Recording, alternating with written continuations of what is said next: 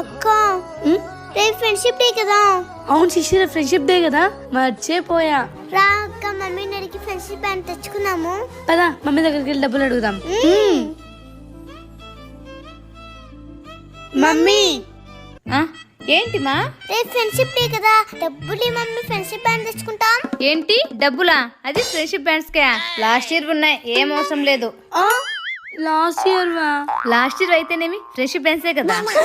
ఇందాకనే కబోర్డ్ సర్దుతుంటే బయట ఉన్నాయి. మమ్మీ ఈ ఫ్రెండ్షిప్ బ్యాండ్స్ కాదు, రాఖీలు చూడు, బాయ్ అని కూడా ఉంది. ఏదైతే ఏముంది అదొకటి పక్కన పెట్టేసి మిగతా కట్టండి, సరిపోతుంది. ఏ బ్యాండ్స్ అయినా ఒకటేనా?